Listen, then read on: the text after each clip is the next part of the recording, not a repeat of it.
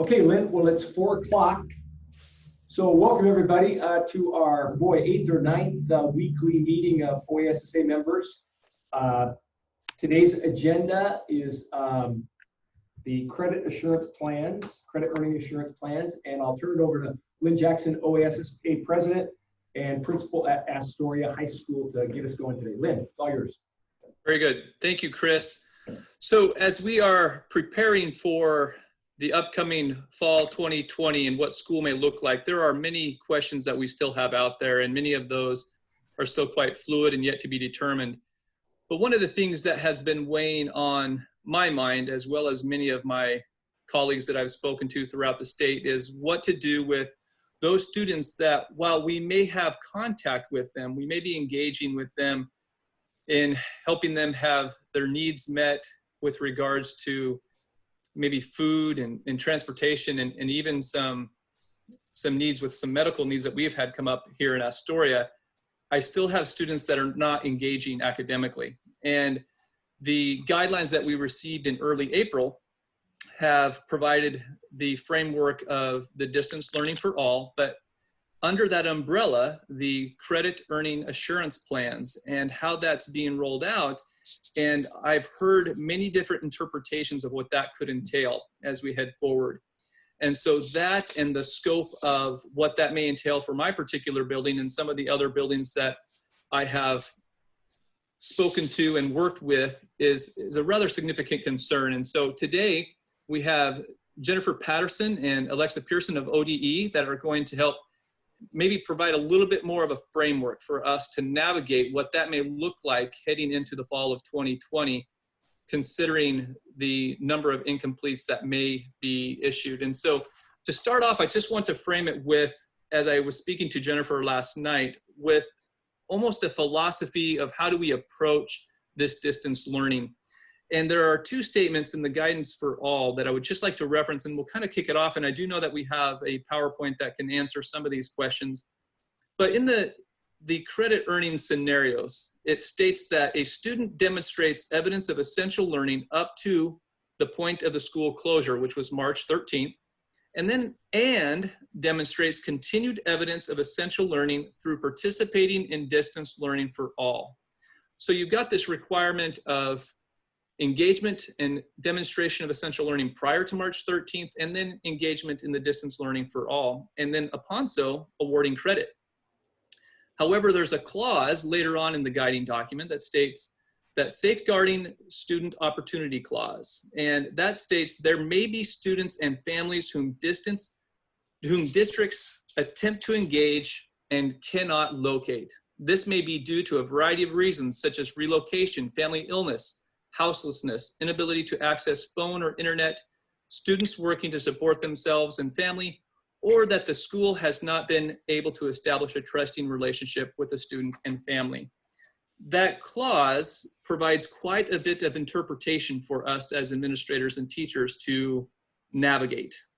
And so my introductory question to kick off today's presentation is, how do we balance those two guiding principles of wanting the student to demonstrate essential learning in the on-site learning prior to March 13th and in the distance learning for all, but also to take into consideration the safeguarding of student opportunities. And so that's kind of where I'd like to start this discussion. And please, as always, I would encourage anyone who has a question throughout the course of this forum to present that in the chat, and we'll try to get those questions addressed as we go through this. So time is turned over to Alexa and Jennifer. Well, thank you, Lynn, and thank you, Chris, and thank you, colleagues, for the invitation. I'm Jennifer Patterson, Assistant Superintendent for the Office of Teaching, Learning, and Assessment, joined here by Alexa. You want to say hi, Alexa? Hi, everyone. I'm Alexa Pearson. I'm the Director of Standards and Instructional Support. Can you still hear me? Yes. Okay, because I'm kicked off the Alexa's having some internet issues, so it might have to do with all the teenagers in her house. So we'll give you lots of grace, Alexa, and we understand. Well, I was going to say I'm not only a mom of teenagers, so I do have 2 high school students but I'm also I also was a high school administrator for many years. So I do know that this is very complicated. So Lynn, I want to clarify kind of what we can do best to help answer questions. So you sort of posed a big question initially, and I want to clarify that your intention was to have us respond to that question, because I don't want to shortchange people's ability to respond as well. And we also have a PowerPoint if that is helpful at any time. But I think that one of the things you point out is there are places where there isn't perfect alignment, or there's juxtaposition of scenario or value.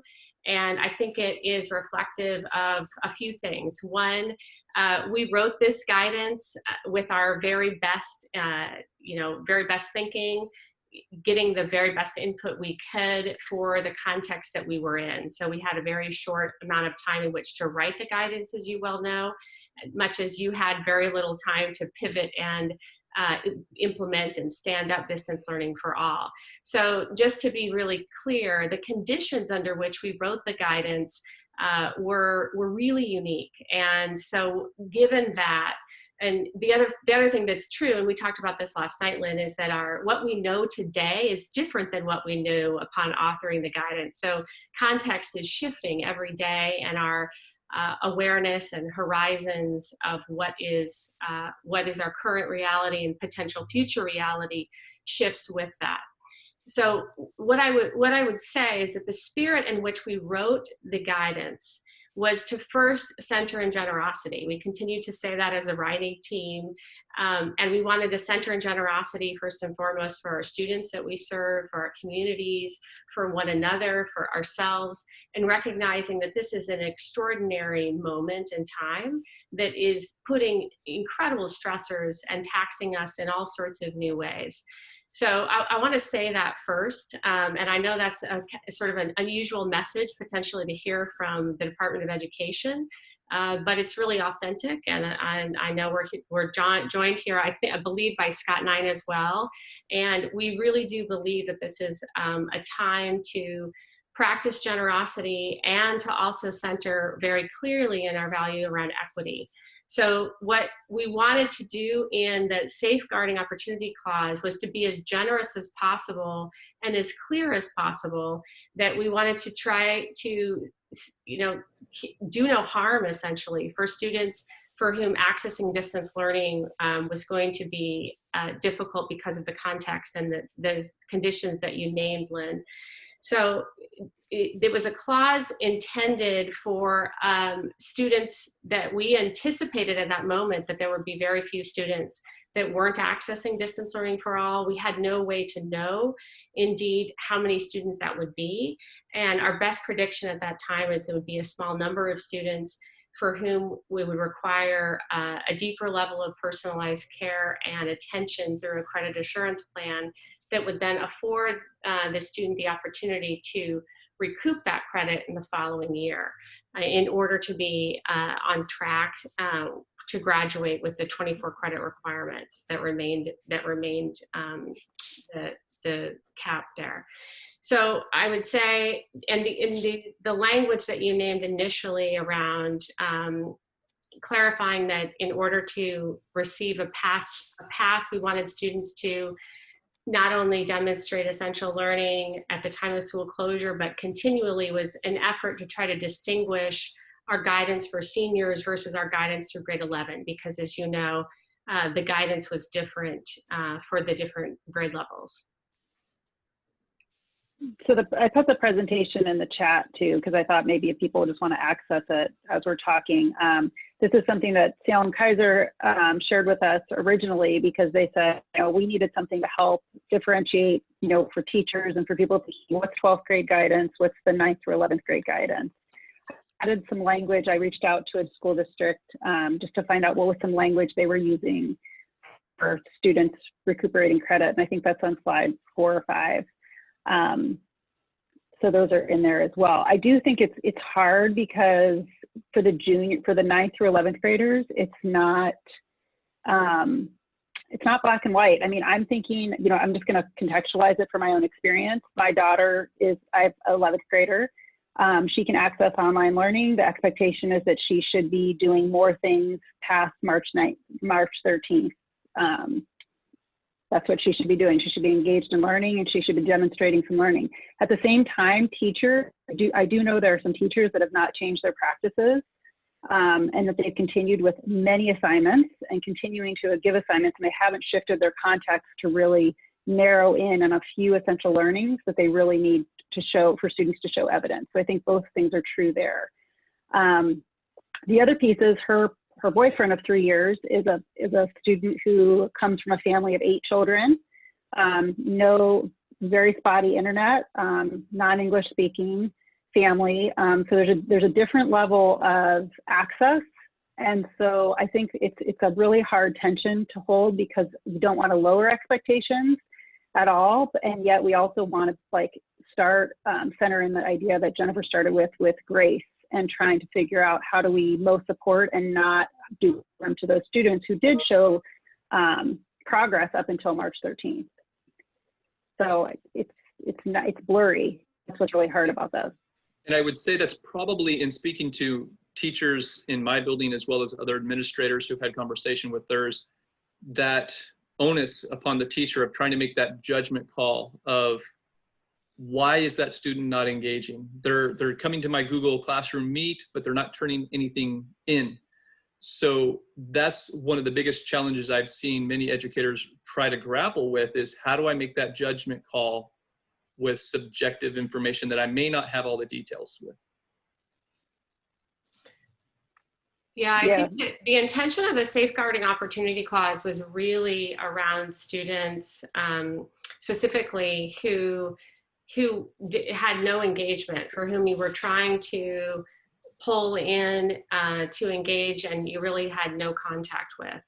And so I don't know if that's helpful at all, but one of the things we also want to provide, and one of the things we're learning, and you all know this from your collaboration with one another, is there's a tremendous value that comes from just sitting with a particular problem of practice and collaborating and networking with one another.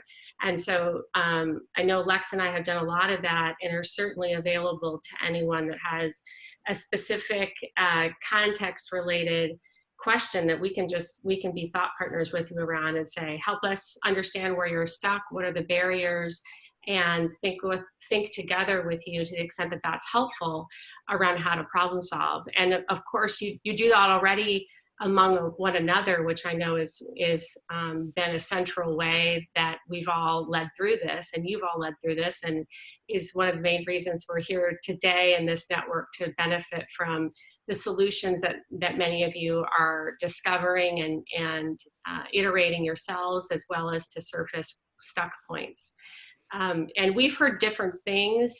We've heard places where credit assurance planning is presenting challenges and difficulty, and we've also heard from districts where they have a plan, they're using the template that we provided, and they feel like it's doable. So we recognize that schools are in different places, and we hold space for that, and we honor and want to really listen deeply to what you're experiencing and better understand how we can support you.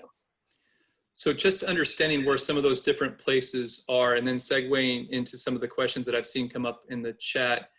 Earlier you mentioned, Jennifer, that when the guidance was written, ODE was expecting a smaller number of these students that would be needing to access these assurance plans. And yet in my building, I'm guesstimating somewhere around 40 to 50% of my students would probably need one at this time, with 2 weeks left to go. And I see some nods there as well. I have colleagues whose students are on trimester systems, and that number is potentially even higher, as they were rolling over into a new trimester right when this was occurring. So my concern is, it's one thing to roll this out for a smaller portion of students. It's another, even though I feel, as we discussed last night, I have a plan, the component that I'm looking for counsel and maybe just ideas from the body is, in the document, it talks about a fair and reasonable plan. And I believe that to be true not only for the student, but also for the staff and the school to be able to roll that out in a reasonable manner. With 250, 300 students that may be accessing that, I'm concerned about the taxation on human resource that may cause as we head into an uncertain fall, which may be a hybrid model, which may still be some form of distance learning. And I'm interested to see in the chat feed or people speaking if they are experiencing some of those similar challenges and thoughts that they've had in moving forward in resolving this, because this purpose is not just simply today to air our concerns, but also to brainstorm about what could we do to efficiently roll out these plans and support our students and each other. So thoughts?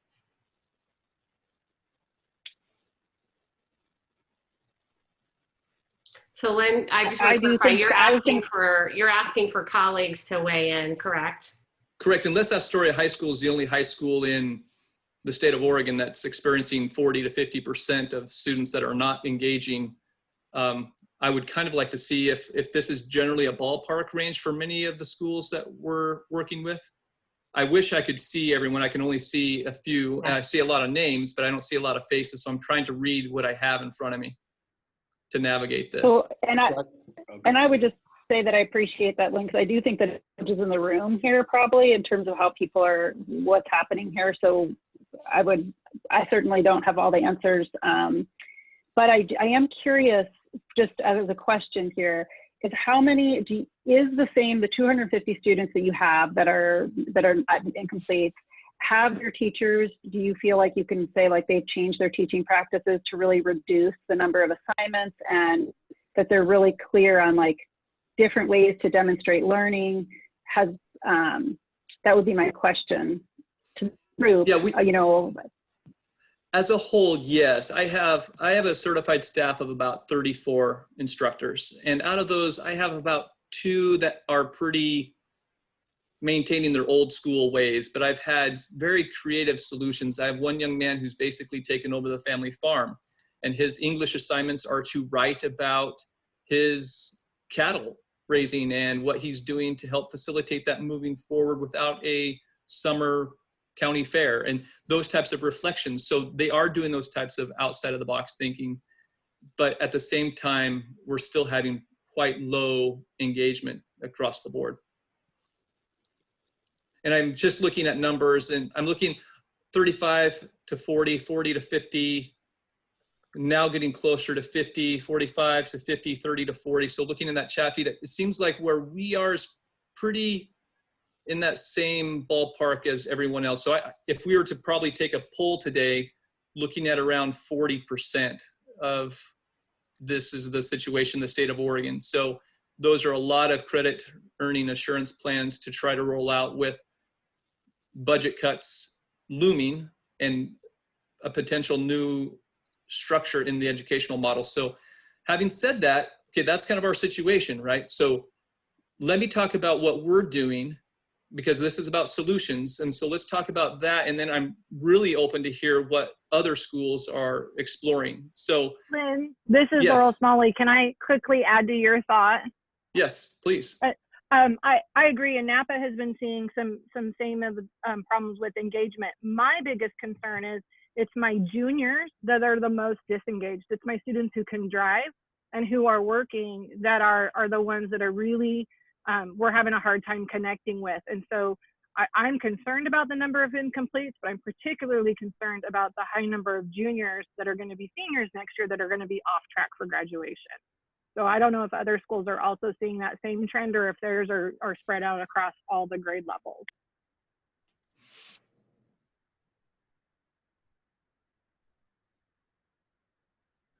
I think at Story High School, just speak, I think there's some variance there just because of almost a chemistry of the actual cohort itself. I have a very dynamic and successful 9th grade on track team, and so that's helping to support my freshmen, but I do have this gap with some of my juniors that I am concerned about as well. Seeing a lot of 11th grade concerns, entering the workforce, certainly. I've had a number of those. Yep, so looking at the feed, it looks like juniors a lot, some freshmen. making that transition, but it looks like a lot of 11th grade students, which is concerning as we know, they have a shorter amount of time to make that up. So let's transition just a little bit, and I want to throw some ideas out there, and I want to hear what others are presenting. This is certainly a brainstorming session of how we could do this. So this is right now Astoria High School's draft. This is not certainly set in stone, as there are many things that are uncertain.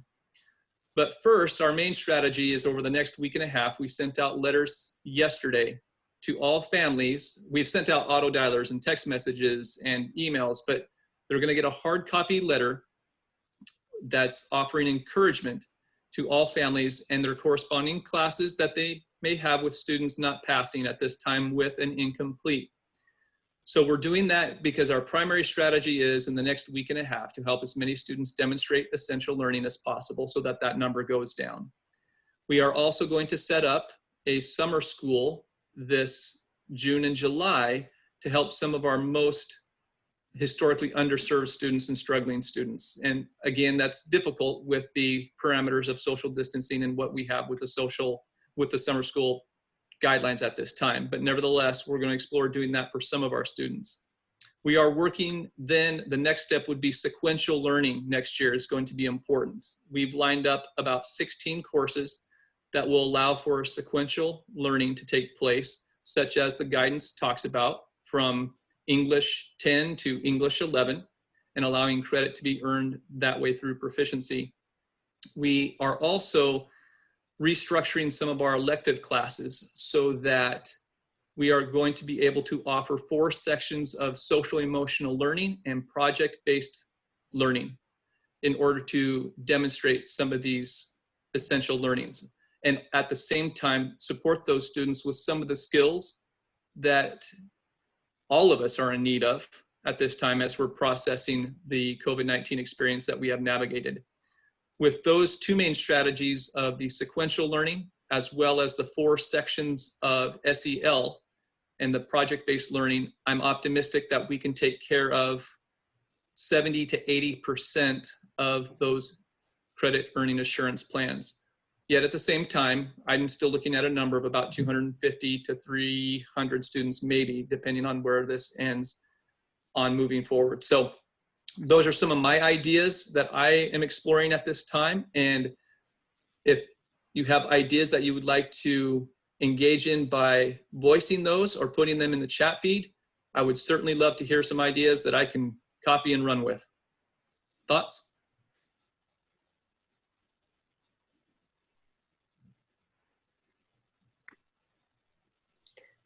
Summer school for me would be yes, on-site building check-ins, but again, right now, my understanding is that's less than 10 students per session.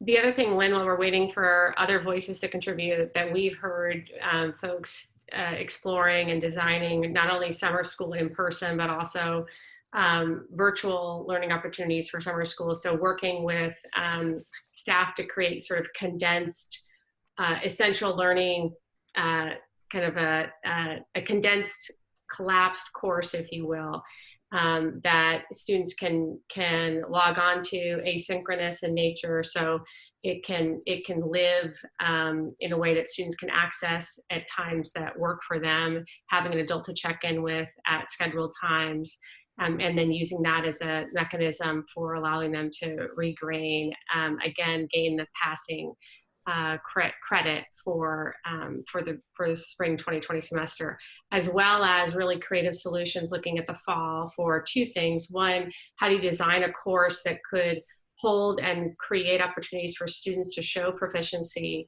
for prior learning within the current course context? That's one thing we've heard people talking about, as well as again, creating multidisciplinary courses that might allow for students to meet credit requirements across discipline. And then the last thing we've had people explain or explore is similar to the summer idea, having those condensed course offerings available for students to access once fall resumes. I really appreciate the ideas that are flowing in the chat feed. One of the concerns I do have that was mentioned here is as we roll out some of these ideas, if we continue to roll them out in distance learning formats, it's almost a repeat of the same error that we have, not necessarily error, but inability to access these students in engagement. And my concern is heading forward, even with a hybrid model, being able to engage those students. But I do like this idea of the condensed coursework to demonstrate the proficiency. Lynn, this is Kevin Purnell. I'm in Adrian, way out here in Eastern Oregon. We're a 1A school. We finished up last week. Teachers finished up this week and submitted grades or submitted their passes and their incompletes. We had 16 of our 90 students who received an incomplete in one class or another. We felt like we did a very good job of getting our kids connected. If families were not able to connect, we provided internet for them. We paid, Speedy Quick or whoever was out here, Oregon, Idaho Utilities, took care of that to get every family connected, provided Chromebooks to every family, made contacts. We still had kids who didn't engage, even though we gave them the Chromebook, gave them the internet and whatnot, made repeated calls and contact with family members. For whatever reason, they just didn't engage. And so we are actually starting an on-site summer school next week. We have a morning session and an afternoon session, 8:30 to noon and a 12:30 to 3:30, where 8 kids can come in the morning. The same 8 kids will come in the morning, same 8 kids come in the afternoon. The teachers have put together the plan using the template provided by ODE and said, here's what they didn't do, here's what was not completed during our online instruction. And we feel like all of our teachers modified their instruction. I have 10 teachers, and we feel like they modified it and backed off a little bit and just tried to hit those core things. But they have basically submitted what a student would need to complete in order to get to a proficient or at least a passing level, based upon what they had third quarter and what they did fourth quarter, or what they didn't do fourth quarter. And then our 2 instructors who are doing our summer school have that information in Google Classroom and will monitor the students' work. Our feeling was, if they didn't engage for the last 10 weeks in online education, why would they now engage in June? We couldn't get them in April and May. Why are they now going to engage in June? So we're going, those who can't get here, we will provide busing and try to keep the social distancing that way, and work on safeguards with our transportation situation. But that's what we're trying to do, and we'll run that through the month of June or until the kids get that passing mark. We have it set up so that we have a part of our high school success fund that we did this year was to provide an after-school academy from 3:30 to 5 and pay somebody to come in from 3:30 to 5 for those kids who were struggling prior to this closure. And so those kids who are still with incompletes will have that opportunity when we resume in the fall to use the facility from 3:30 to 5 as well. So that's our thoughts here. Thank you. I do appreciate also, Chris Daniels, 3A, would you be open to explaining a little bit more for those schools who are on a 4-day school week, and you're talking about heading into the 2021 school year, I believe, what that would look like in rolling out Fridays for credit assurance plans? Gladly. We're on a 4-day school week, and we go Monday through Thursday. We thought we'd access the time that we have on Friday, which means I may be in helping some of those students on Fridays to help with the budget. But for students that were in the most need, during this time that are having a difficult time, whether through access or just not being motivated to get it done. So we'd also offset some of our time with our student support coach to work with those students to help develop their plans to be more independent. Because I'm assuming that we may be looking at some Short-term school closures as flu and COVID may rear its ugly head back up. And, so we might be just in an environment where we have to be flexible and, in person and online.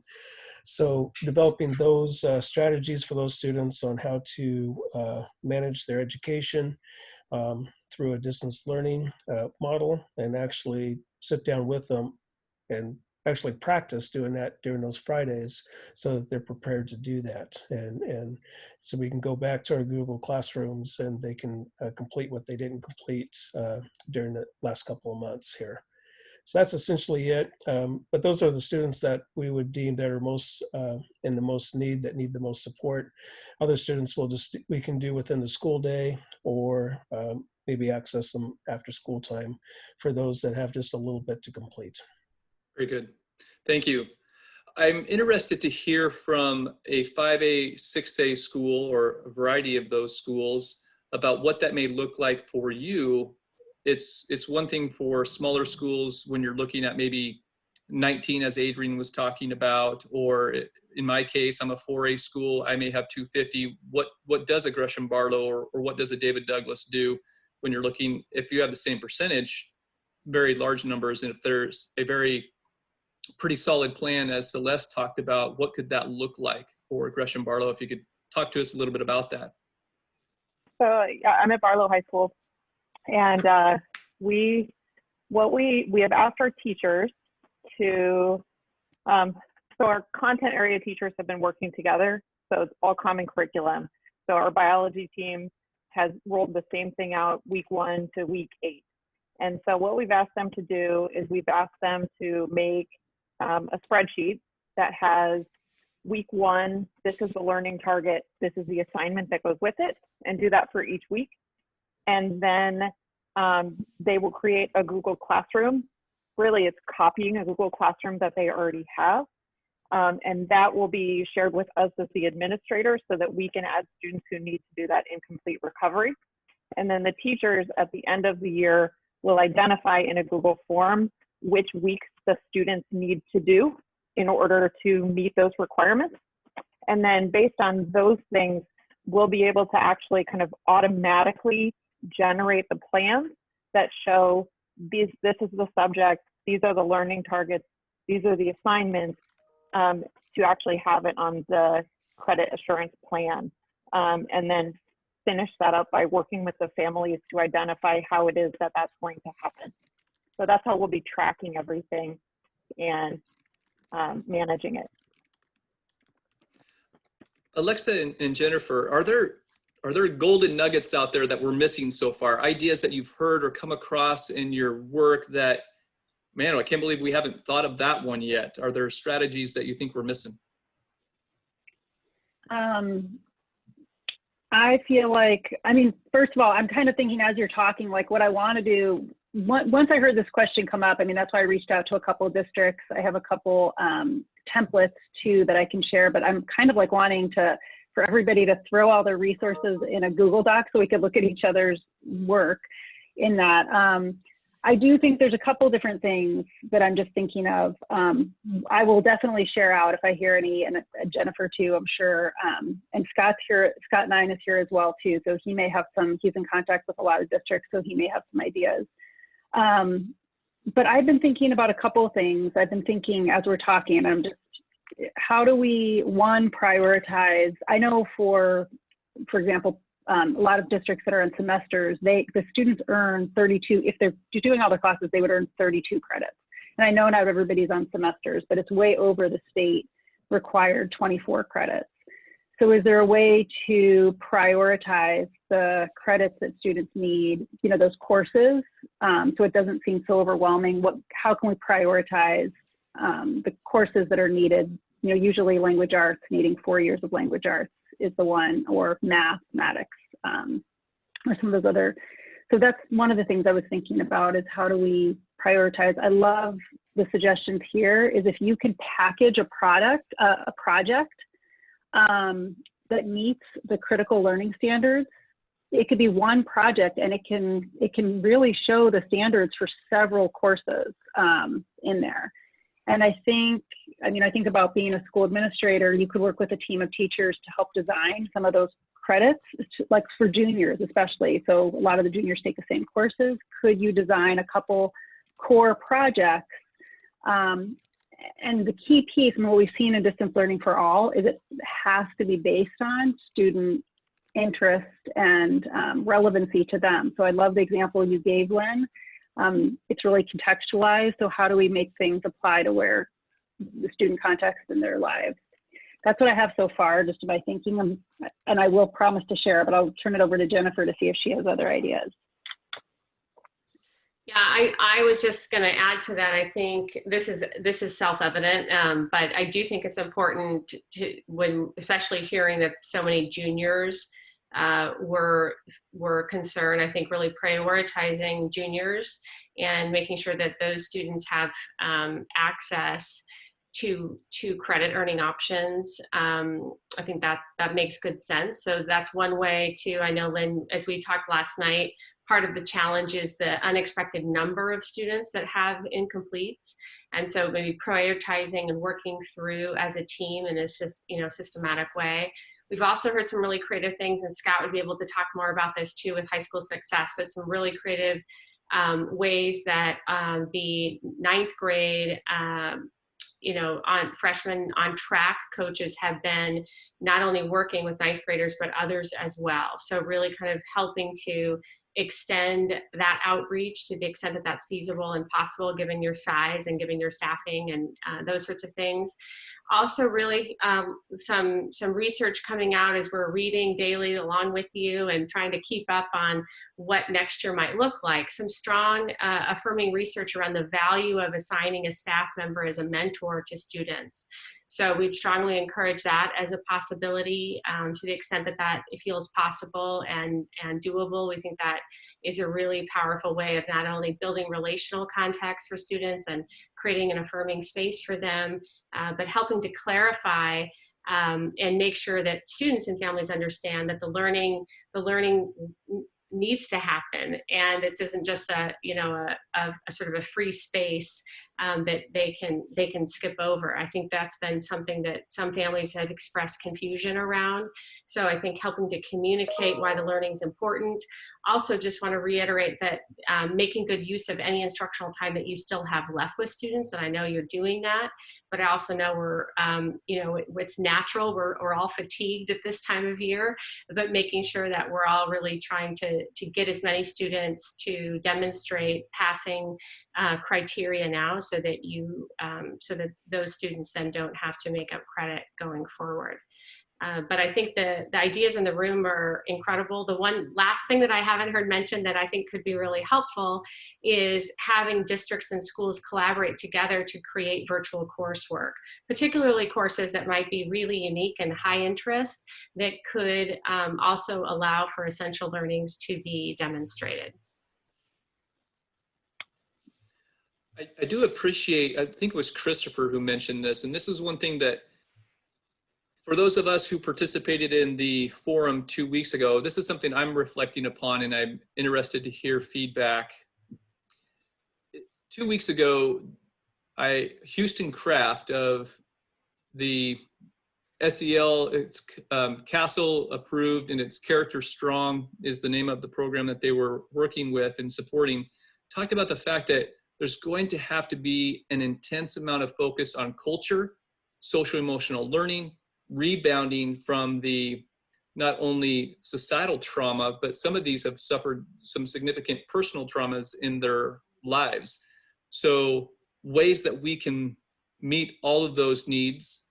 And Chris talks about giving space to our staff as we head forward, concerned about meeting not only their social emotional needs, academic needs, and doing so without burning our staff out. And so I think that could be something that I'm trying to meet with the SEL component in those 4 sections that I've got outlined. I'm interested to see other thoughts out there about what that could look like in meeting those academic needs while simultaneously addressing some of the social emotional needs that are going to be out there. Any thoughts on that?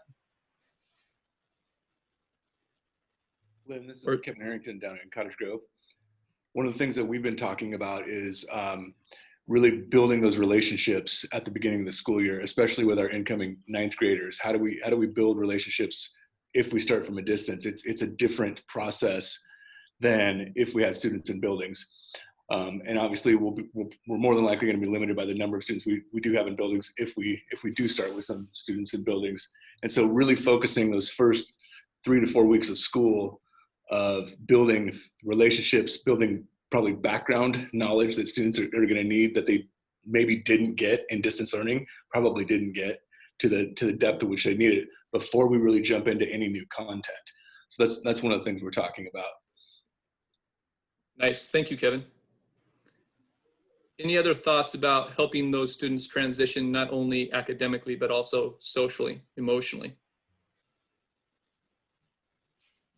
Lynn, I just wanted to echo the notion of peer tutors. There's one of the things that's, 2 things that we've heard that are creative. One is in Tennessee, they're doing a lot to harness the value of alumni that have returned from college and that are a little bit bored. They don't have a lot going on. They're missing their college buddies, et cetera. They can't socialize in typical ways. So there's been some creative things that folks have done to utilize college students that are home, both for tutoring high school students and younger students. So I think that's a potential idea, as well as using your existing students that are currently enrolled and that have an interest. So anything to build that relational context that really cements and deepens learning, and at the same time is phenomenally important in this time of physical distancing. Thank you. I do have a more particular question that has been presented to me in the last couple of weeks that I would be interested to hear from Scott, Jennifer, or Alexa. The scenario of, we do know that as stated in our safeguarding statement in the guidelines, this pandemic has caused homelessness. It's caused students to live with friends, family, extended family in other areas. What do we do to approach students who are coming to us with incompletes on their transcripts? Or how do we help support students who move away? At Astoria High School, we typically average about a 10 to 15% transition between the June exiting and the registration in the fall. So that would mean about 45 to 60 students that could be in this type of scenario. Thoughts? And I'm more particular about classes that we may not offer. I'm not talking English 9, everyone's taking English 9 or English 1, however it's labeled in a sense, but elective classes or classes that they may have enrolled in one class in one school, but not necessarily available in another. Lynn, I just want to be sensitive. To whom are you directing your question? To Scott, Jennifer, or Alexa. Yeah, if there's any idea that you have had with regards to discussing the transition of students from one school to another. Yeah, thank you. I just want to be sensitive because I think the wisdom's in the room. So the last thing we want to do is dominate talk. So thanks for that clarification. We haven't talked about that specific scenario outside of the conversation, Lynn, that you and I had. So that was really the first time that specific problem of practice had been presented. So I think that's a really good question. I think I guess my most immediate solution would be, to the extent possible, to learn as much as you can about the course, either through contacting the sending school or through talking to the student to say, what were you learning about? And to give your best approximation of what that essential learning might entail. And to the extent possible, designing something that would emulate or reach that. And again, it is you named, like you might have, because of your CTE offerings, et cetera, something completely different. But I think with research and online capacity, there's probably something creative you could create and generate that would appropriately satisfy the requirement. And again, we're here as thought partners. So if you really reach a place where you have a big barrier and you're concerned about students whose needs you can't reach, connect with us, because we want to be flexible and we want to be creative, and we want to help you through any dilemmas that you encounter that you can't solve for. And I was just going to say, I was a principal of an alternative school, so I feel like I lived this life of trying to get kids very creative ways to earn credit. Often they landed with my school if they needed, a lot of them were very credit deficient. So we had to come up with creative ways. So, I mean, that was one thing I was thinking about. I was thinking that alternative schools are usually pretty good. So if you do have an alternative school in your district, reach out to them, because they have been pretty creative with thinking about, how do I take this course that may not be offered here, but I know the student, you know, has the potential to be able to pass this, which was clearly an interest they chose this course. How can we design some learning for them? And I know saying that is, I mean, even as I'm saying those words, I'm thinking, okay, I mean, I'm just going to say, like, it would be, there's a lot of kids. And we're talking about potential budget cuts and all these other pieces. So as I'm saying these things, I do realize it's very complicated, but that would be my best thought right now, is just getting really creative in the ways that we approach student demonstration of learning. So as we've been discussing today, and we think about this communication model that we're carrying out right now, we've had brainstorming amongst the group. We've had ideas and feedback coming from our ODE partners. What concerns do you have out there, friends and colleagues, that we haven't presented yet that would be good for our ODE partners to hear as we move forward in the summer about adjustments that could happen depending on the mode of education that we're going to have this upcoming fall? So other concerns that we haven't addressed yet. I saw one about 6 or 7 incompletes with one transcript and that student being pushed to a GED, and those concerns there, and a universal pass. Again, please put those concerns, thoughts, things that we haven't mentioned yet into that chat feed.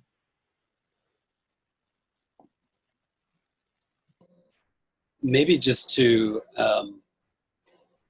condense a couple of those thoughts that I'm reading and hearing, and that is with some of the disconnect we're experiencing with, I'll just speak for our students, at the end of the year, and with the potential of starting next year in a disconnected way, in distance learning mode or a hybrid mode, and struggling to make those connections, especially with our freshmen, but reconnect.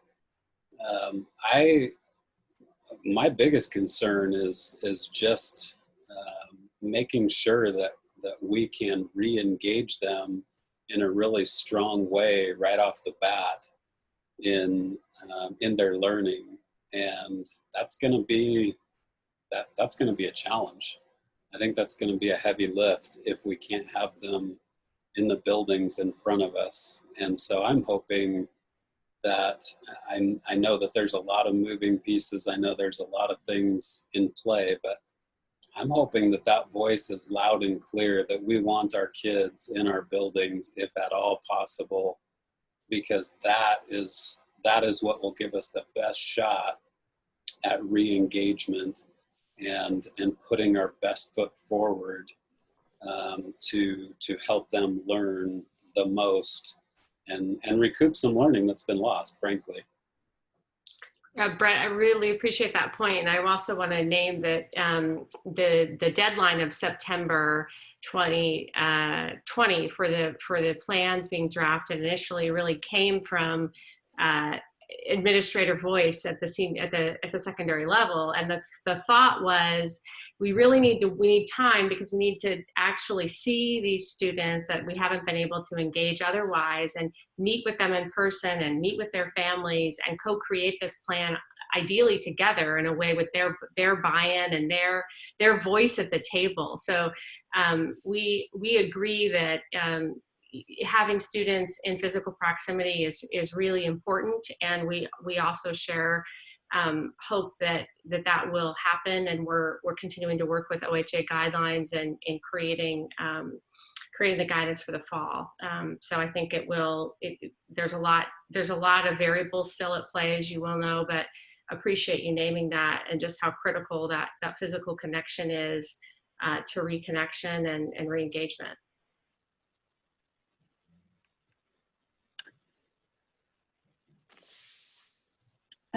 There was a question in the chat about why do we include the 3 areas of social, emotional, and the college career planning pieces in the plan. So just the plan is template, and that people can, we put it in Word purposely so that people can revise it if they need to. They can download it, they can edit it, make it their own. I do think that in the context, the idea was that in the context, I have a child who suffers from severe anxiety. She's also a 4.0 student. So like those, you have to kind of sometimes take the context of the social emotional pieces or what's happening there. Just like we said, my parent lost their job, we're moving. So how do we take care of students and provide resources for them to address those pieces and not solely focus on the academic pieces? So it's not necessarily required that you continue that in the plan, but it's really important that that you consider those pieces, and also what kids are planning to do afterwards. If they're planning on going into the medical profession, then we really need to make sure we're focusing on not just a pass for that biology class, but they're really going to need to, it would be a pass, but I'm just saying they need to really be figuring out that they understand that content at a deep level so that they can plan for their future goals. So that was the purpose of including all three of those parts. Yeah, that's just quickly, I wanted to reiterate that too, that this notion of a plan, I know that often that's a trigger word for us in education because we do a lot of planning. It's required if you're going to operationalize teaching and learning in a schoolhouse remotely or virtual or in brick and mortar context.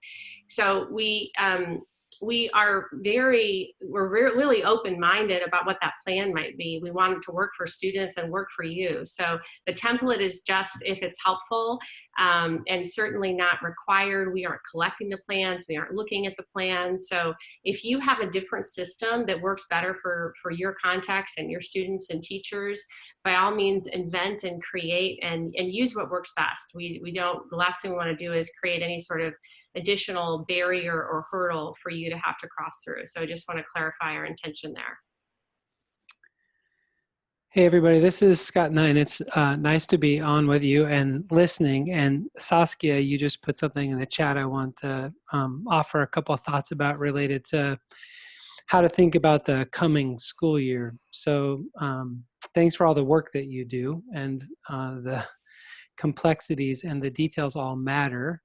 And the couple of things that I would headline and tie to what Saskia is saying, there are very few things we can be really certain about what's going to unfold in the next year. And if any of you could tell us exactly how COVID's going to play, what's going to happen with the economy, how the legislature is going to decide the budget, we will appreciate any of your inputs as we navigate a lot of the same uncertainties that impact you. But what's really clear is it's going to keep changing.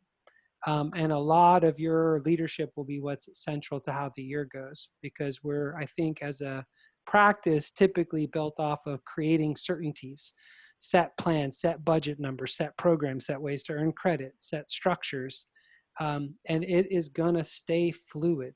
And so that means that any coherence that's going to happen at the school level is going to come by you and your team. So these questions where the state can provide structures and set up guidance, and we have certain responsibilities to lay a parameter, but there's a lot that rides at your building level and at the district level.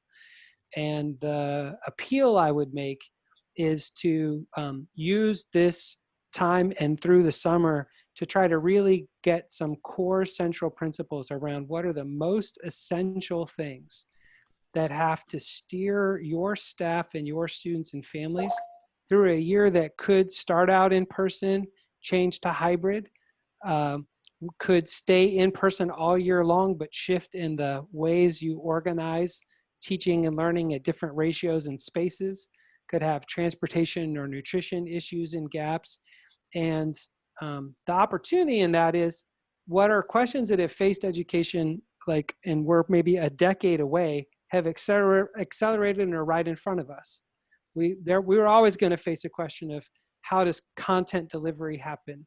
We're always going to face issues around gaps in access to types of online information. That was always going to arrive. And some districts were farther down the road of grappling with those questions. The big divergence of the state obviously makes for some complexity in terms of very small rural towns feeling relatively unimpacted by COVID, and other communities being significantly impacted, as well as all the financial things. So we are really committed, and what we're working really hard on and presenting to Governor Brown in about 10 days is a plan around how we think we might navigate the whole next school year. And we're digesting plans from 28 other states and tons of research and trying to figure out how to keep it simple enough that it's usable, allow it to benefit by your leadership in a local way, and still have the parameters that feel really important from the state. So I just want to kind of offer those remarks. Happy to answer any, kind of other questions in the chat. But I think it's just important to get that sense of things. Yeah, go ahead, Saskia. Sure. I guess my intent in suggesting that some encouragement and support for some things like the flexibility for credit options coming from ODE could really help move all of our schools over or move forward in being more inclusive and supportive of all students. So I certainly wouldn't want us to move out of this COVID period whenever it ends and say, oh, well, all of those flexible credit options, those are a thing of the past. Mm-hmm. So that's one where I think there could be supportive voice from the state level and through leadership in districts to say, hey, look at how good this has been for some students. We've seen engagement in a way or an entry point for a student to show their learning that may not have ever existed before. So let's keep that moving forward. And I think that the messages have been so helpful from ODE and also comprehensive and just very well thought out. I think continuing that kind of dialogue, but also message would be supportive. And then the second part of my comment, the sort of about a statewide campaign, I see when I'm driving to school from Southeast Portland to Wilsonville, I see like 5 reader boards on the way to school that say, stay home, save lives, or wash your hands. What if those reader boards said, help your student reconnect with school, or how's your kid doing, when we get closer to school, that we're using those media sources, whether they be reader boards on the highway or coordinated messaging for the back to school time, that's like an umbrella that then we can all do our work underneath, but we've got something to point to and some key messages from state leaders, from notable people that are around the state, that are in every region of the state. It's going to be different, but getting more people on our bandwagon, because I think we're seeing our juniors, who many of us are seeing, and we're worrying about their graduation next year, the lasting impacts of this school closure. I mean, we can't predict it, and we don't want it to be devastating for years to come. So getting people excited and realizing that supporting schools and supporting education is it's something everybody can contribute to. So many people say, what can I do in this time? How can I help? Well, supporting schools, supporting people who have kids, like realizing that we're all in this together, but from an education kid point of view, could be a message that we could present in a way that could help get those kids who haven't been involved and haven't felt the support or the encouragement or the right pathway. We might be able to get more of them in.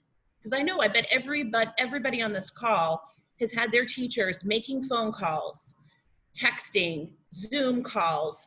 I've seen so many pictures from around the state of people delivering lawn signs and care packages. And we are going to exhaust ourselves if we try to do all of that at this level, as long as we might need to. So just thinking about how we can work together and support each other even more so as we go forward, which is why we're all here. I'm so glad we're having these calls to do that. Thank you. And I'm really glad that was recorded, because I feel like we can lift that video and use it as the beginning of the communication campaign. Well, that is very kind, very kind. Thank you. Thank you for that. So as our time is winding down, comments, Alexa. I was just going to say, I was thinking about what you said earlier, Lynn, about that you sent the letters home, and especially around juniors, and an idea around communication and messaging. I know, those of you who are parents and things, I'm getting a lot of information from the school. Sometimes I can read it. I mean, I have 3 kids. I'm trying to figure out what to read so I'm thinking, how can we really clearly if it is juniors, how do we really clearly communicate in very visual ways if students are off track to graduate? Like if I get a letter that has color, and I know it's hard to get access to a color printer, so I'll just say that. But if I see something that's like red and yellow and green, and I know where my kids are with credit, that may help me a little bit really visually think, if it's very clear and not buried in text, to say your child is off track of graduation, you know, here are the things they can do in the next 2 weeks. Here are our resources. Connect with your counselor right away. That's just an idea I had, Lynn, building off of what you already said. Very good. Thank you. You know, earlier this morning, I met with a number of individuals to discuss some of the social emotional well-being of administrative leadership in buildings. And one of the things that we were asked to do was extend gratitude, things that we came to recognize through this experience. And one of the things I have recognized is the power of the educational leadership in the state of Oregon, and the power that we can leverage by collaborating. And I have been able to participate in that collaboration with you, and I am so grateful for that. And as we wrap this meeting up, I would just continue to extend that invitation to each of us to continue to reach out to each other, to collaborate, to share ideas. I ask our friends at ODE to take these thoughts that we have shared today back to the department and ponder about how we can implement these things successfully for our students, but also while still maintaining a healthy work-life balance for our staff so that we don't burn out heading forward. So anyways, I appreciate everyone's time today in sharing their thoughts and really taking the moment to share out what we could do next year and help our students be successful. I'm going to stay on for just a little bit longer. If there are any other comments to be made or questions to be answered, look forward to hearing from you. Thank you again for everyone's attendance, and we don't see you again soon next week. Have a great summer.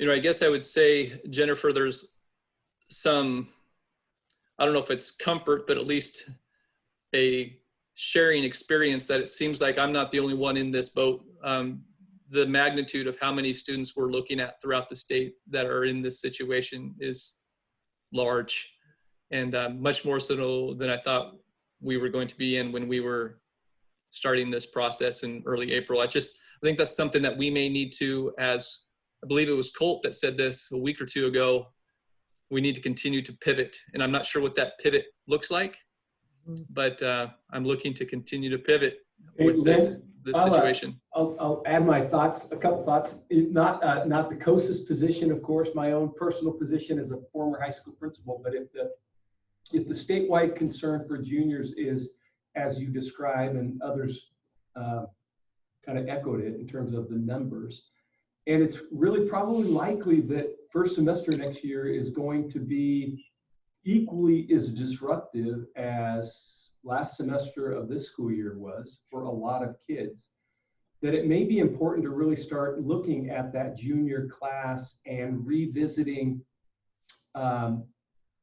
what the plan was we put in place in early April for them, you know, the 9 through 11, and really look at that class of 2021 and say, gosh, maybe we need to go back to that March 13th date and say, you know, if they were demonstrating standard at that time, maybe we ought to give them a pass, as opposed to, and really offer as much grace and generosity as possible, because it's likely if they have a disruptive first semester and we start off with 6 weeks of distance learning again, or have that occur over the holiday season, you're going to be limited by one semester, second semester next year to make up a whole lot of credit, and the system's not capable of doing that. I mean, I don't know, it seems a little scary just for that group specifically. Chris, I had the same thought, and I'm glad Kevin's still on here, because what interrupted that thought in my mind was the recognition that many of our colleagues across the state already finished with school or almost finished with school, and just I mean, just quite candidly, how realistic is it at this juncture for teachers to go back in time to that March 13th space? So how realistic would it be for teachers that are already on summer break and systems already on summer break, and those of us that are, you know, those of you who are close to, how realistic is that possibility is kind of what I want to know from an on the ground operational perspective. You thinking like right now? I'm thinking if we shifted guidance, if we updated guidance and said, we are going to revise or consider revising how to award pass and incomplete for juniors, Right. And to essentially extend more generosity to them for the reasons you just named, Chris. Yeah, well, it seems like from my experience, I would say that because most high school teachers are using some type of form of electronic gradebook, right, accessible to parents, it would be very simple to go back to that progress report that was issued sometime around early March and say, all right, they were demonstrating passing, we give them the pass. If we had to wait till next fall to do it and go back and try to retroactively have that happen, I think that would be a nightmare. But you're right. I think that if we could take care of it before the school year was out, I think that you could probably do so. And see, that's the challenge, Jennifer, is, you know, I had my league meeting and there's one school in our league that is just passing everybody who was passing on March 13th, because how they've taken the attitude of, how can I look through an equity lens and make a subjective call on why that student did not engage. And so that's what they're doing there. But the challenge with that is if that's happening here at Astoria High School, let's say I choose to do that, and then 3 miles across the bay, Warrenton High School doesn't, there's just this disconnect in how we're rolling out these plans, and it's just challenging. And that really just wasn't the spirit in which the guidance was written.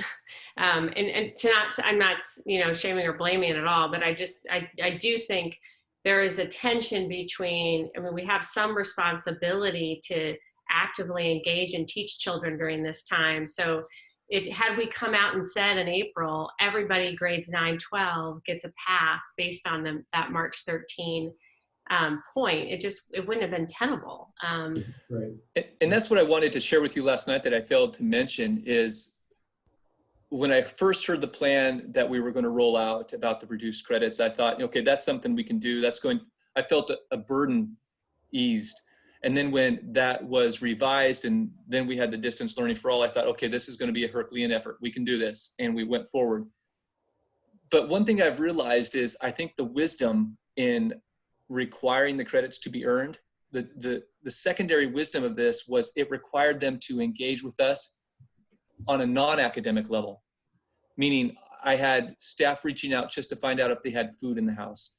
How were they doing if their parent was in COVID-19 lockdown? Because I had 2 outbreaks in Astoria at canneries, which were some of our migrant populations, right? So it caused a secondary effect that forced our families to continue to engage with us, even though they got tired of us calling and texting every single week.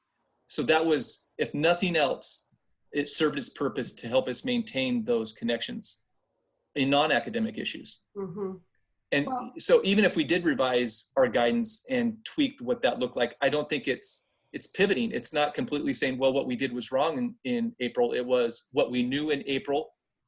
We made the best decision we could. And now we're in a different situation heading into June. What does that look like now? So anyway, for what it's worth. I think something that also justifies maybe a revision is, I don't think if you would have asked any of us in April, I don't think any of us thought we weren't going to go back to school as regular school in September, right? And here we are preparing for that, and we're going, wow, I don't think we're going back to regular school in September. That's the only thing where I think just for the juniors, I think we need to maybe revisit that. Chris, I do see the possible need for a revision to it. I am happy it looks the way it does, though, because when we went over the credit credit options that I don't believe are new with everybody on Friday. The principal said that the conversation at the building level of the importance of a rubric, collaborative planning, CTE teachers were emailing me left and right. Can we create a math course? We have it, it's called construction math, but now it's real. Like, I just think that I do think that the idea of the revision, but I basically told them that on this video, like if the kid was in your Google Classroom every day and you had formative assessment that showed they were learning, pass them. They kind of felt better. The problem they're having is breaking from the archaic method of I have to put a point in the grade book. And if they could break that, I think they would be like, oh, I just kept telling them, you've always told me that you knew the kids should pass. Yay. Now you get to do it and feel super good about it. But they're having a hard time disconnect that. I tried to just give them permission. And I don't think this is new. I don't think this is new to this situation. I mean, just think about this. Kids, you're talking about kids transferring in and things like that. Like our grading system and the way we standardize, it's you can think about that in the school. I had a kid who could take one teacher, you know what I mean? And they would be, I mean, even, I think about my own kids, they had one teacher, they could be getting a D, or an A in one class and a D in the next, which kind of on the same team because of the grading policies were different. So I think we're seeing some of those same things. It's just stuff we've always experienced, it's just in a different context. So it is a time to really center in assessment practices and how we really think about learning. And not just grading, not just points. And the kids that are struggling the most, you brought up AVID, Lynn, which I thought was great, but it's also that CASEL framework you brought up. If kids are not centered in self-determination, some of those AVID strategies, those CASEL strategies of really those social emotional strategies of being able to plan and be able to manage time and do self-determination, and they don't have a purpose for learning, those are the kids that it's going to be hardest to engage. And our kids who are so stuck on just working for a point or for a grade are really going to struggle in this time. Yeah. Well, again, thank you so much, Alexa and Jennifer, willing to step into a fray of stressed principals about how to roll this out. And I'm sorry, this is Kevin, and I just want to say something, because I guess maybe it's because we're so small, maybe it's because we're so remote, and I get what all of you are saying, and your numbers are so different than us. But there does, from our standpoint, feel like most of our kids that aren't engaged, like we picked in our teachers meeting the other day. We did a Zoom meeting. It was a teacher's last day. It was, look, this his incomplete is for this reason. We know that this is why he has an incomplete. We know that, there's just, it was very difficult. So he's going to be treated differently than the kid that we know was blowing us off all the time. So let me give you an example. We have a student that calling grandma, calling the student, emailing, yep, we'll get him there. He's got a job now. He doesn't have to have a job. We know the family, but he's chosen to have a job. Or he would, we did our Zoom classrooms, and he would show up to the 12:30 to 1 classroom, not be at the 1 to 1:31, but then show up to the 1:30 to 2 classroom meeting and not engage in some of the classes. So he has 3 incompletes. He came in the other day to check out.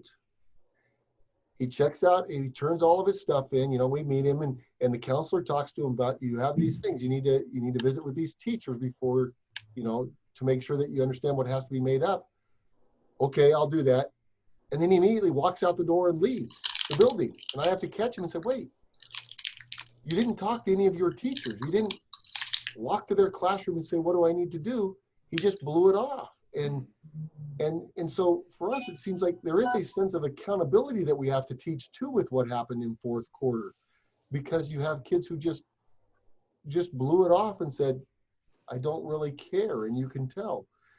And trying to help them learn that there is some accountability to this. I don't know, and maybe I'm archaic and old and this I'm just not ready for this, but it does feel like those are teaching moments as well, that your classmates did these things. They showed